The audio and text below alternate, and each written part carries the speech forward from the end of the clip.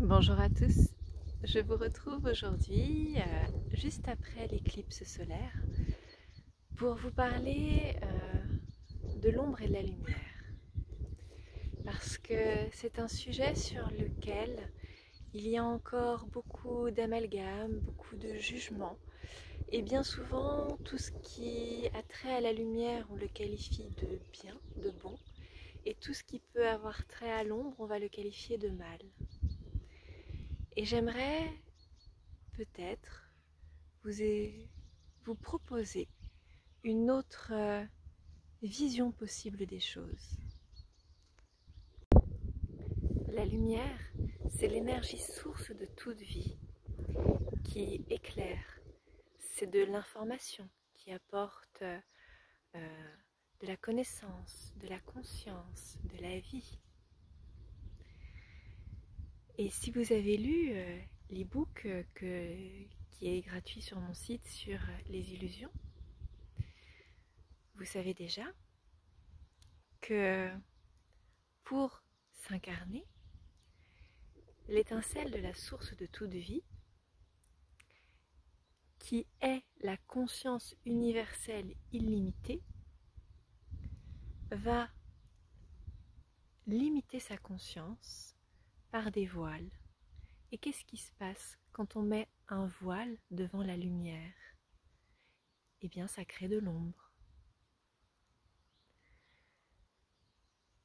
Donc c'est par le mouvement de l'étincelle de lumière qui cherche à expérimenter ce qu'elle est dans la matière et qui pour cela va mettre des limites à sa conscience illimitée, va mettre des voiles, qu'il va y avoir de l'ombre qui va apparaître.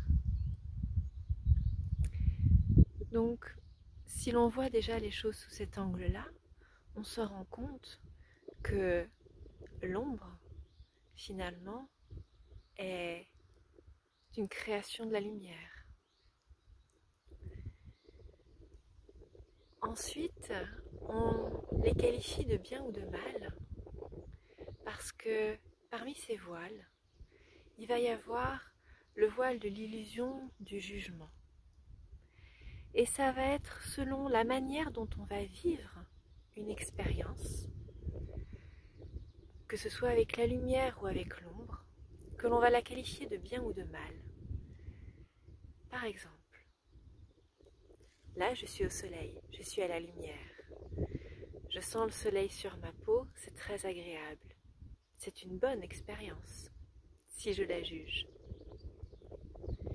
Par contre, je peux aussi rester là pendant des heures et finir par avoir la peau brûlée.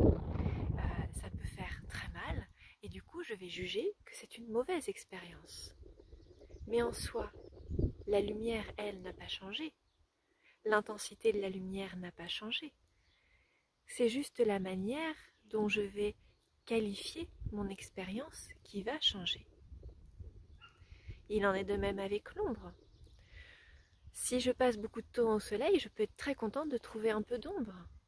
Ou je peux m'amuser à faire des jeux d'ombre. Par exemple, les ombres chinoises, ça peut être très amusant, être une très bonne expérience. Et je vais trouver ça bien. Par contre, sur l'ombre, je peux aussi projeter mes peurs. Et là, l'ombre pour moi va devenir mauvaise. Mais en soi, que ce soit l'ombre ou la lumière, elles sont toutes les deux l'expression de l'énergie source et elles sont neutres. Ni l'une ni l'autre ne veut notre bien ou ne veut notre mal.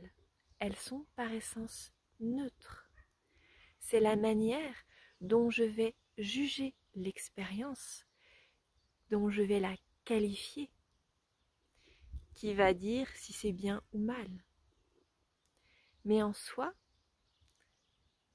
il n'y a pas de dualité entre l'ombre et la lumière.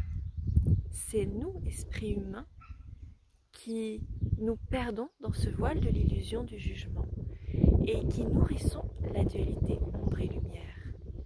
Parce qu'en réalité, elles sont neutres.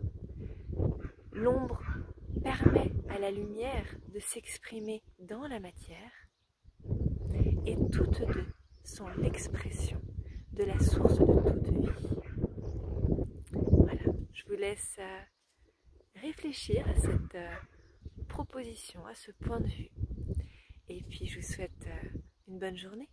Au revoir.